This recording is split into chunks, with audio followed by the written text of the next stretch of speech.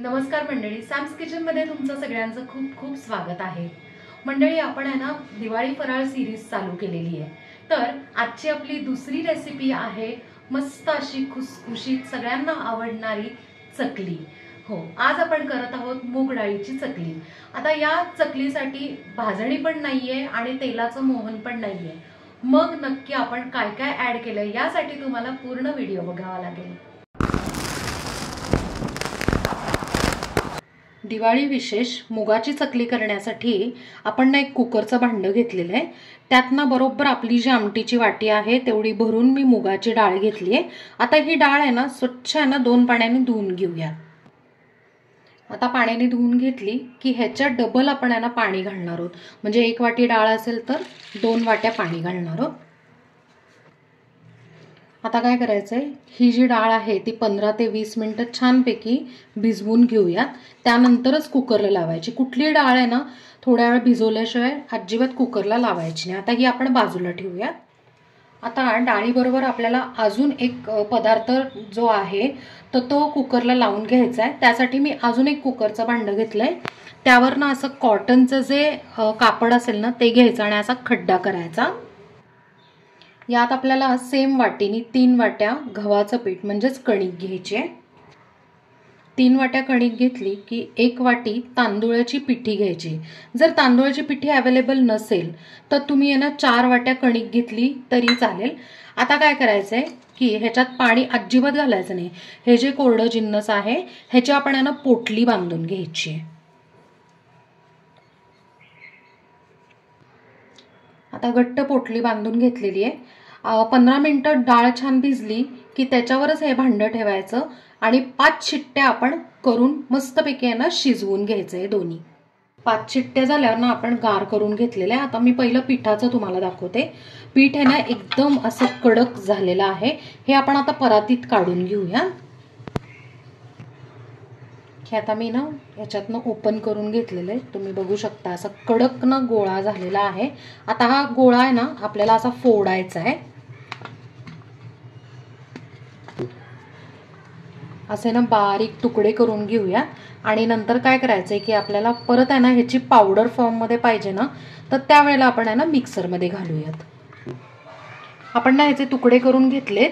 आता आपण आहे ना हे सगळे तुकडे ना ट्रान्सफर करूयात मिक्सर मध्ये। मिक्सर मध्ये ना छान फिरवून घेतलेला आहे आणि मस्तपैकी आहे ना परत आपलं ओरिजिनल जसं पीठ होतं ना त्या पद्धतीने झालंय। आता ना काय करायचंय, हे पीठ आहे ना गाळून घेऊया। सगळं आपण पीठ ह्याच्यावर काढून घेऊया आणि गाळून घेऊया। जर समजा बारीक काही खडे असतील तर ते तुम्ही ह्याच्यातच आहे ना मोडून घेऊ शकता। सगळं पीठ ना छान चाळून झालेलं आहे। आता आपण हे बाजूला ठेवूया। डाळ आपली खूप छान शिजली, मी तुम्हाला दाखवते। हे बघा लगेच स्मॅश होते। पण आपण डायरेक्ट अशी डाळ आहे ना डायरेक्ट पिठात टाकू शकत नाही। आपण जसं आहे ना पुरण जाळीतनं बाहेर ह्याच्यातनं आहे ना गाळून काढतो ना, एक्झॅक्टली सेम त्या पद्धतीने आहे ना ही डाळ जी आहे ती पुरणासारखी अगदी छान स्मॅश करून घेऊया। आता मी काय केलंय माहिती का की जाळी ठेवली। आपण ही जी पुरणाची जाळी असते ती खाली आहे ना बाउल ठेवलेलं आहे आणि आता आपण हे स्मॅश करून घेऊया। म्हणजे खाली सगळं व्यवस्थित बारीक असं आहे ना ही डाळ होऊन पडेल। डाळ आपण पूर्ण गाळून घेतलेली, अगदी छान सॉफ्ट झालेली आहे। आता आपण काय केलंय की हे पीठ घ्यायचं, त्यात ही सगळी जी डाळ आहे ती आपण काढून घेऊया। आता त्यात ना आपण चकलीला जे मसाले घालतो ना आपण ते घालणार आहोत। अर्धा चमचा हिंग, 1 ते 1.5 चमचा आपण ओवा घालणार आहोत। तो फक्त असा हातावर क्रश करून घालूयात। चवीप्रमाणे मीठ, भरपूर तीळ म्हणजे 3 ते 4 चमचे, 2 चमचे धनेपूड, 2 ते 3 चमचे आपण लाल मिरची पावडर घालणार आहोत। आता हे सगळं ना मिक्स करून घेऊयात आपण। फ्रेंड्स, आपण आहे ना काय केलंय की डाळ ही सगळी ह्याच्यात मिक्स केलेली आहे। आता आपण आहे ना तुम्हाला लक्षात आलं असेल की आपण आहे ना ह्याच्यात अजिबात मोहन घातलं नाहीये तेलाचं। गरम तेल करून अजिबात घातलेलं नाहीये। कारण का माहिती का, ती आपली आहे ना या चकलीची स्पेशालिटी आहे। एक तर महत्त्वाचं म्हणजे आहे ना मुगाची डाळ जी घातलेली आहे ना ती एकदम हलकी असते, त्यामुळे आपली जी चकली जी आहे ती हलकी होते मुगाच्या डाळीमुळे. आणि दुसरी गोष्ट म्हणजे आपण पीठ सुद्धा छान वाफवून घेतलं होतं ना, त्यामुळे सुद्धा आपली चकली हलकी होते. आता हे सगळं मिक्स करून झालेलं आहे. थोडंसं आपण पाणी कोमट करून घेऊयात आणि मग पीठ भिजवून घेऊयात. थोडं थोडं आहे ना कोमट पाणी घालून आहे ना घट्ट पीठ मळून घ्यायचं, अजिबात सैलसर ठेवायचं नाहीये. मस्त आपण आहे ना घट्ट पीठ असं मळून घेतलंय. बरं, मला ना अर्धी वाटी गरम पाणी लागलं, तुम्हाला मे बी कमी जास्त लागू शकतं. हे बघा असं घट्ट पीठ मळून घेतलेलं आहे. आता आपल्याला हे पीठ मुरवायला ठेवायचं एक 15 ते 20 मिनिटं. पूर्ण असं झाकून ठेवायचं, कुठूनही अजिबात स्पेस नकोय, ना तर पीठ आपलं जे आहे ना ते कोरडं कोरडं आणि कडक होतं. आता चकलीचा चोऱ्या घ्यायचा. त्याच्या आधी आपण काय करायचं, ही जी प्लेट असते ना चकलीची ती ह्याला जॉईन करायची आणि मग ही लावून घेऊयात आपण. आता आपण ह्याचं झाकण काढून काय करणार आहोत, आतून आहे ना पूर्ण तेल लावून घ्यायचं. त्याला आतून पूर्ण असं तेल लावूयात, म्हणजे काय होतं की पीठ अजिबात चिटकत नाही आपलं. 15-20 मिनिटं झालेली आहे. आपण आहे ना चेक करूयात. मस्त मुरलंय पीठ.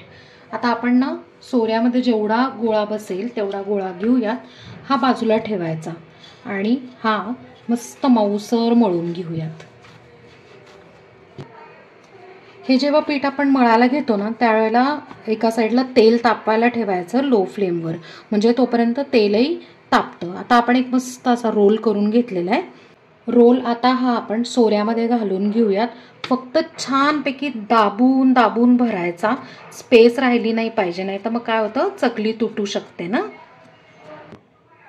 छान आपण आहे ना हे जे पीठ आहे ते दाबून भरलेलं आहे. आता आपण लॉक करून घेऊयात.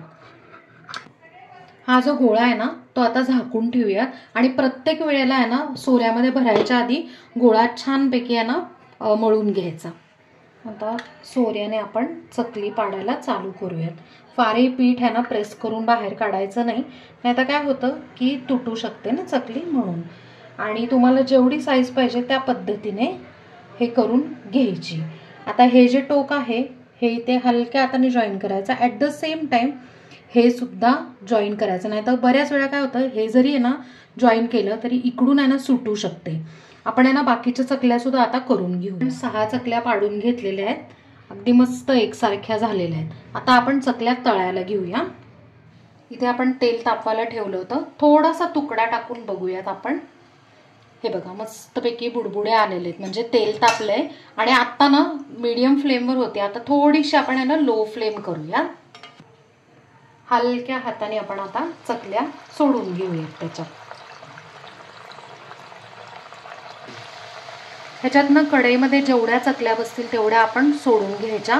आणि आता 1 मिनिट अजिबात त्याला हात लावायचा नाही, कारण चकल्या मऊ असतात. बऱ्याच वेळा काय होतं की आपण झाऱ्याने वगैरे हलवायला जातो, मग त्या तुटतात किंवा चिकटतात. बरोबर 1 मिनिटाने बघायचं. येस, झाऱ्याला अशा कडक लागत आहेत की त्यावेळेला उलटून घ्यायच्या. आणि जी फ्लेम जी आहे ती सारखी ना कमी जास्त करायची नाही, नाहीतर काय होतं माहिती आहे का, चकल्या ना मऊ पडतात किंवा करपू शकतात जर हाय फ्लेम केली तर. सेम त्याच आहे ना फ्लेमवर आपण आहे ना चकल्या तळून घ्यायच्या. 2 मिनिटं झाली की आता बुडबुडे पण बऱ्यापैकी कमी झाले. आता काय करायचं, परत उलटून घेऊया. आता 1 मिनिट झाल्यावर बघू शकता तुम्ही की बुडबुडे पुष्कळ कमी झालेले आहेत. ह्याचा असा अर्थ आहे की ह्यातलं मॉइश्चर पूर्ण गेलंय आणि चकल्या आपल्या छानपैकी आहे ना तयार झालेल्या आहेत. आता आपण चकल्या काढून घेऊया. काय मस्त रंग आलेला आहे चकल्यांचा. छानपैकी निथळून आपण आहे ना चकल्या काढून घेऊ आणि पुढच्या चकल्या सुद्धा अशाच तळून घेऊया. फ्रेंड्स, दिवाळी विशेष मस्त अशी हलकी फुलकी आणि कुरकुरीत अशी मुगाच्या डाळीची चकली तयार आहे आणि आपण ती इथे सर्व केली आहे. काय मंडळी, चकली तळताना बघून तोंडाला पाणी सुटलं ना, असं वाटत असेल ना, नक्की ना अगदी चकली एक पटकीने उचलावी आणि तोंडात टाकावी. तुम्ही नक्की करून बघा. ही रेसिपी खूप साधी सोपी आहे. माझ्या बऱ्याच मैत्रिणींना ना खरंच आहे ना, ज्या जॉबला जातात ना त्यांना खरंच अजिबात वेळ नाहीये. भाजणी करा मग त्याची चकली करा. ही जी चकली आहे ती बिना भाजणीची आहे अगदी झटपट होणारी आहे आणि महत्त्वाचं म्हणजे संपेपर्यंत कुरकुरीतच राहते आपली ही चकली. सो करून मला नक्की कमेंटमध्ये सांगा. आपल्या चॅनलला सबस्क्राईब करा, लाईक करा, शेअर करा आणि कमेंट करा आणि बेल आयकन नक्की प्रेस करा नवीन व्हिडिओच्या नोटिफिकेशनसाठी. थँक्यू.